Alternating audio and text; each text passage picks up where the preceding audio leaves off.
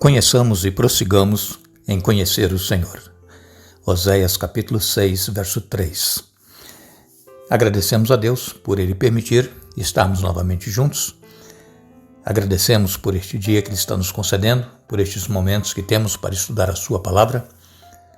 Agradecemos a todos vocês que estudam conosco e que compartilham esses estudos com outras pessoas, a todos que são inscritos no canal Hora Tranquila no YouTube, que clicam no dedinho de joinha. Agradecemos a todos vocês que oram por nós e também a vocês que nos escrevem dizendo de onde estão acompanhando. Mandamos aqui um alô especial para Erlinda Detman Zilski Guering, de Nova Venécia, Espírito Santo. Pede orações por ela, sua saúde e também pela neta Daisy.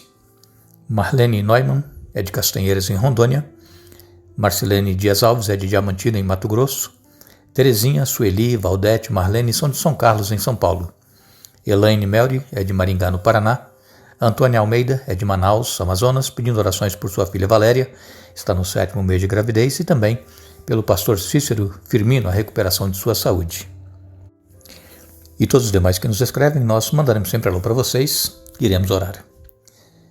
Grandioso Deus e Pai que estás nos céus, a Ti a nossa gratidão pela vida, por tudo que tens feito por nós, por mais este dia e também por estes momentos que temos para estudarmos a Tua Palavra. Que Teu Espírito Santo esteja presente, fale a nossa mente, ao nosso coração, ajuda-nos a entendermos a Tua Palavra, colocá-la em prática em nossa vida. Pedimos uma bênção especial para todos que estudam conosco e que têm as suas necessidades, suas lutas, seus problemas. Abençoe a Erlinda Detman e a sua neta Daisy. Abençoe também a Marcelene Dias Alves. Abençoe a Terezinha, a Sueli, a Valdete, a Marlene, a Elaine Melri, também a Antônia Almeida, especialmente pela filha Valéria, que está no 7º mês de gravidez, e a recuperação da saúde do pastor Cícero Firmino. Marlene Neumann pede por familiares que tiveram uma tragédia na semana passada lá em Castanheiras, em Rondônia. Que Tu, Pai, conforte a todos os familiares, dê vitórias, perdoe os nossos pecados em nome de Jesus. Amém. Mais uma vez nos encontramos e agradecemos a Deus por Ele permitir estarmos com vocês a cada dia. No final dessa semana, na sexta-feira, nós iremos viajar para o estado de Vermont. Pedimos a vocês que orem por nós, proteção, livramento. Estaremos tirando uns dias de férias. E se vocês, no início da semana que vem, tiverem algum problema de recebimento de mensagens, de estudos, é porque talvez o local que estejamos não tenha internet, não sei como é, mas que vocês continuem orando por nós. Nós iremos dar sequência ao estudo que começamos no domingo, falando sobre sinais da divindade de Jesus. E hoje nós iremos falar aqui a respeito da cura de um cego. Está relatado em João capítulo 9, nos versos 1 até o 16, diz assim: Enquanto caminhava, Jesus viu um homem cego de nascença. Seus discípulos perguntaram: Rabi, por que este homem nasceu cego? Foi por causa de seus próprios pecados ou dos pecados de seus pais? E Jesus respondeu: nenhuma coisa, nem outra. Isso aconteceu para que o poder de Deus se manifeste nele. Devemos cumprir logo as tarefas que nos foram dadas por aquele que nos enviou. A noite se aproxima quando ninguém pode trabalhar, mas enquanto estou aqui no mundo, eu sou a luz do mundo. Depois de dizer isso, Jesus cuspiu no chão, misturou-o na terra com saliva e aplicou-a nos olhos do cego. Em seguida disse: vai, lave-se no tanque de Siloé, que significa enviado.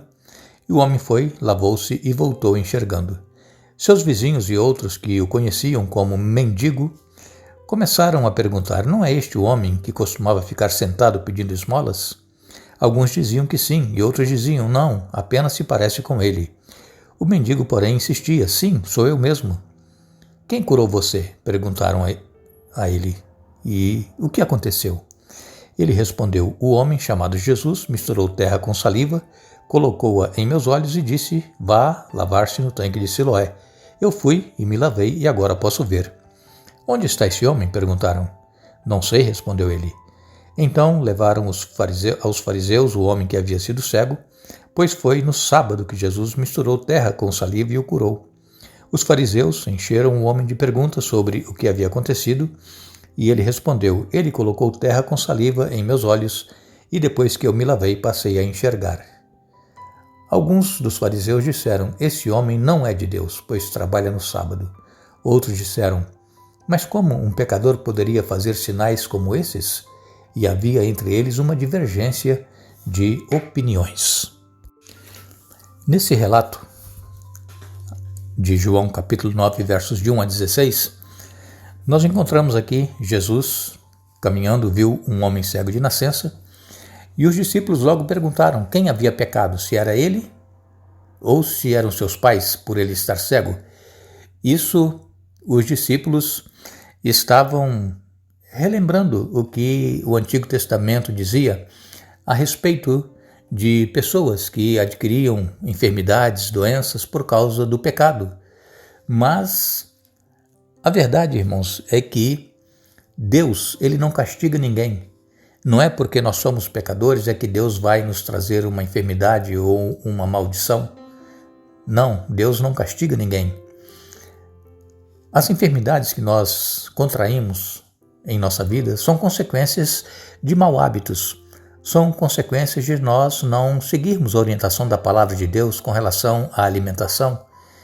E além do mais, hoje, no século XXI, a maioria dos alimentos que nós ingerimos já vem contaminados com agrotóxicos e com conservantes e tantas outras coisas, e tudo isso faz mal para a nossa saúde.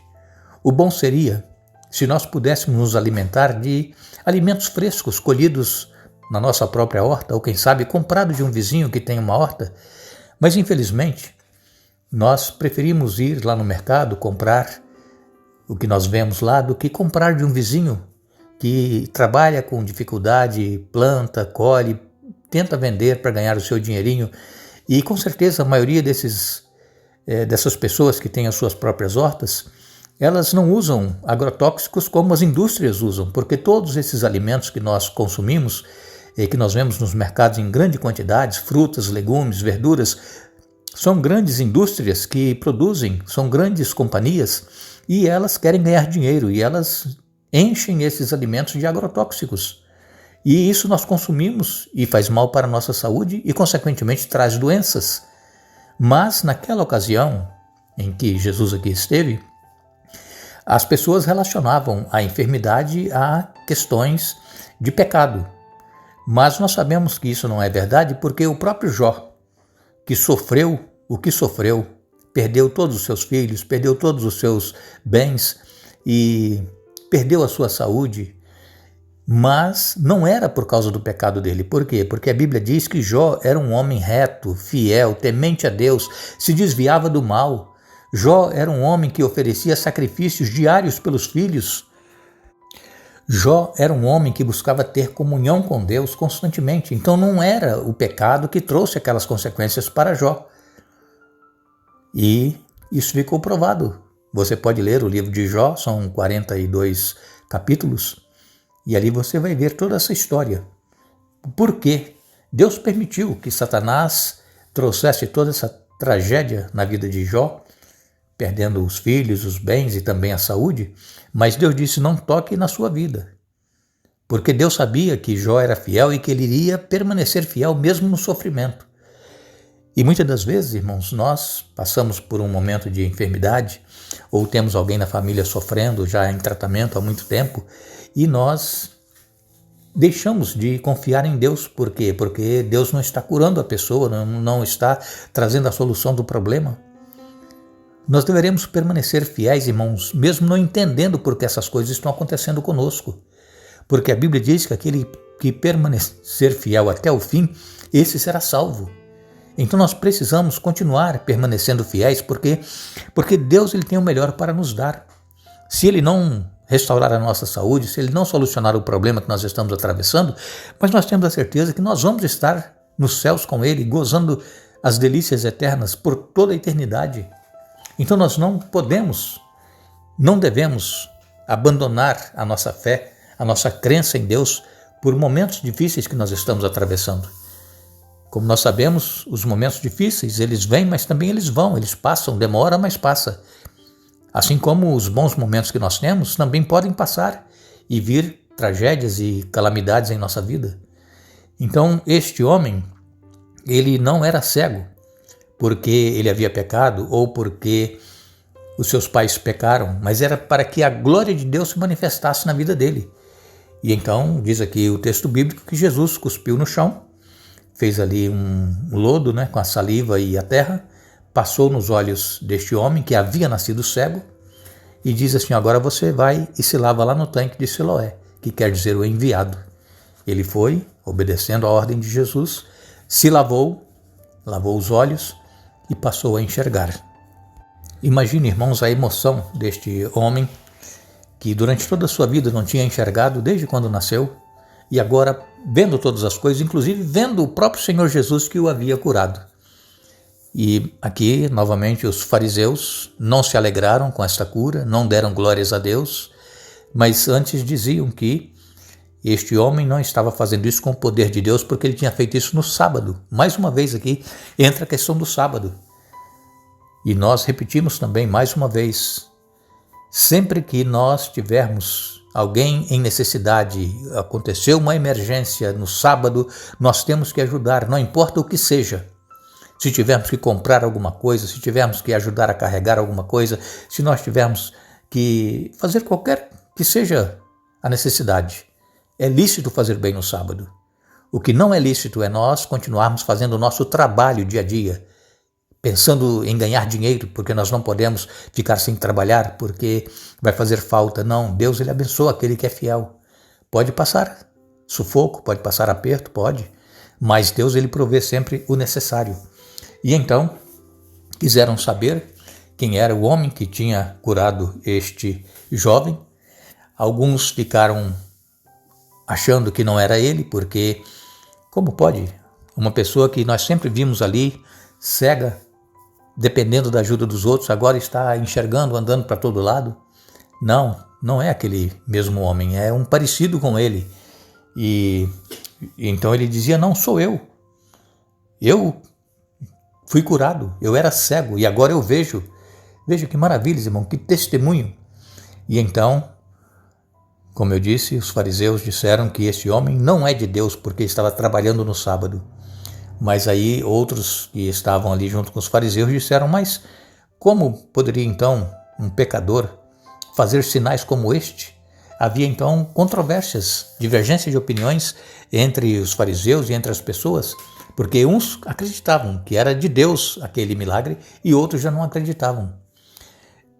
A Bíblia, irmãos, ela é cheia de relatos que nós precisamos crer, porque é o poder de Deus. Deus ele é o Deus do impossível.